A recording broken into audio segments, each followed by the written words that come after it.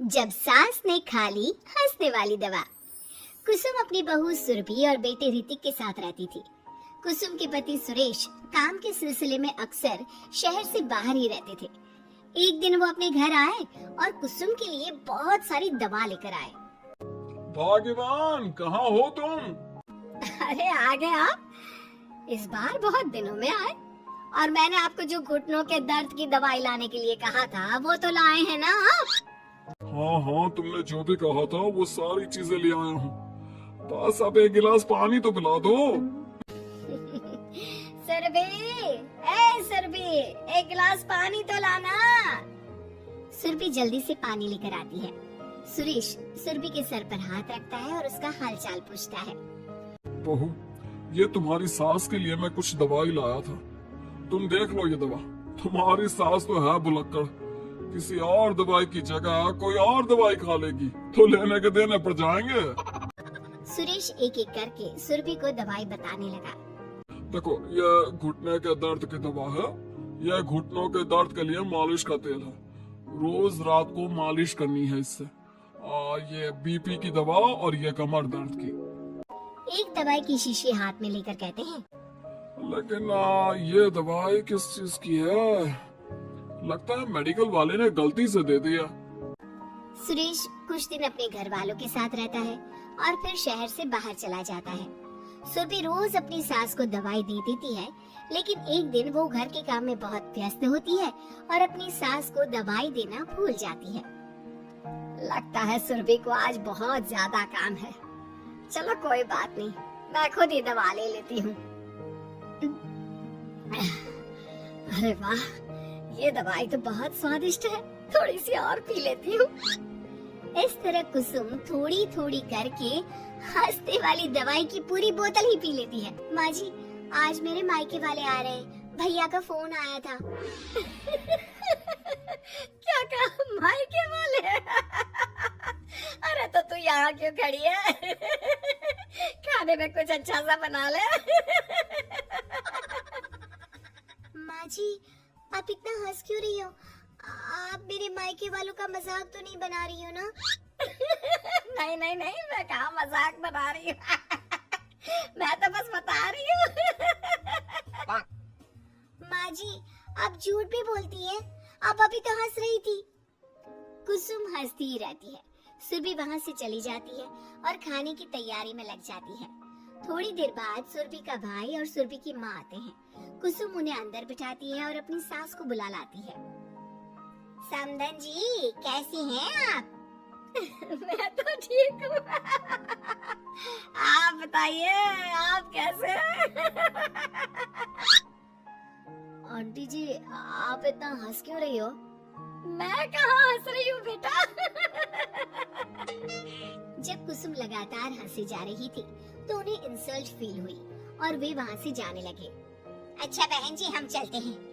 आपकी मेहमान नवाजी का बहुत बहुत शुक्रिया। सुरभि की माँ जा ही रही थी, तभी उसका पैर फिसल गया और वो बहुत तेज गिरी। माँ, आप ठीक तो है? अरे बहन जी, आप ठीक तो है? आपको चोट तो नहीं लगी ना? आप मुझसे पूछ रही हैं या मेरा मजाक उड़ा रही हैं? बहन जी, पहले तो आप इतनी बदतमीज नहीं थी, लेकिन अब क्या हो गया है आपको? माँ, आप ठीक तो है ना? अंदर चलिए, मेरे कमरे में आराम कर लीजिए। नहीं सुरभि, हम जा रहे हैं। हमें अपना मजाक और उड़वाने का शौक नहीं है। और सुरभि, तुम अपनी सास का इलाज कराओ। इस तरह सुरभि के मायके वाले चले गए तो सुरभि का गुस्सा चौथे आसमान पर था। उसने अपनी सास से कहा, माँ जी, आपने मेरे भाई और मेरी माँ के साथ ऐसा क्यों किया? अगर आपको उनका यहाँ आना अच्छा नहीं लगा तो आप मुझसे बोल देती। इस तरह उनकी इंसल्ट करने की क्या जरूरत थी? नहीं बहू, मैंने कुछ नहीं किया। अरे भला मुझे क्या पड़ी है जो तेरे घर वालों का मजाक उड़ाऊंगी? देखिए देखिए माँ जी, आप अब भी हंस रही हैं। आपसे तो बात करना ही बेकार है। सुरभि वहाँ से चली जाती है। अगली सुबह सुरभि को बहुत तेज बुखार हो जाता है और कुसुम उसे आवाज लगाती हुई उसके कमरे में जाती है। सुरभि, सुरभि, क्या हुआ? अभी तक सो रही हो तुम? क्या हो गया? माँ जी, मुझे बहुत तेज बुखार आ रहा है। अच्छा। ठीक है, ऋतिक को बुलाती हूँ। माँ जी, मुझे बुखार आ रहा है और आप हंस रही हैं। अरे नहीं बहू, मैं कहाँ हंस रही हूँ। वो तो मेरी हंसी रोक ही नहीं रही है। माँ जी, जब आपकी तबीयत खराब होती है तो मैं आपका कितना ख्याल रखती हूँ और आप मुझ पर हंस रही हो। चली जाओ आप यहाँ से। बहू सुन तो सही। नहीं माँ जी, आप जाओ यहाँ से। अब तो आपकी बेटी ही आपसे बात करेंगे और मैं पापा जी को भी बताऊंगी कि आजकल आप क्या कर रही हैं। जब ऋतिक घर आया तो सुरभि ने उसे सारी बात बताई। मुझे तुम्हारी बात पर विश्वास नहीं हो रहा। माँ तो तुमसे बहुत प्यार करती है, फिर वो तुम्हारा और तुम्हारे घर वालों का मजाक क्यों उड़ाएंगी? खैर अभी छोड़ो इस बात को, अभी तो तुम मेरे साथ चलो, तुम्हारी दवाई ले आती है। कुछ दिन में सुरभि ठीक हो गई। एक दिन ऋतिक को पता चला कि उसके मौसी के बेटे राहुल की तबीयत बहुत खराब है, तो वो अपनी माँ और पत्नी को लेकर हॉस्पिटल पहुंचा। मौसी जी, कैसे हैं राहुल भैया? बेटी, इतने दिन हो गए मेरे राहुल को बीमार हुए, लेकिन उसकी तबीयत में कोई सुधार नहीं आ रहा। अरे छोटी, हुआ क्या है राहुल बेटे को? कुछ बता तो सही। माँ, आप हंस क्यों रही हो? कहाँ हंस रही हूँ बेटा? मैं तो अपनी बहन के बेटे के लिए परेशान हूँ। माँ, ये क्या तरीका है? रहने दे बेटा, ये तो मैंने सुना था कि मुसीबत में साया भी साथ छोड़कर चला जाता है। आज मैंने देख भी लिया। अरे नहीं बहन, मैंने ऋतिक और राहुल में ना कभी कोई फर्क नहीं किया। फर्क तो दिख रहा है कुसुम दीदी। अगर आपकी बेटी की तबीयत खराब होती तो आप ऐसे हंसती क्या? ऋतिक बेटा, ले जा अपनी माँ को यहाँ से। ऋतिक बहुत गुस्से में अपनी माँ से बात करने लगा, लेकिन कुसुम तो सिर्फ हंसे ही जा रही थी। ऋतिक ने अपने पापा को फोन करके बुलाया और उन्हें सारी बात बता दी। बेटा, तेरी माँ तो अपने घर वालों से बहुत प्यार करती है और वो बहुत समझदार है। वो ऐसी हरकत कभी नहीं कर सकती। जरूर कोई ना कोई बात है।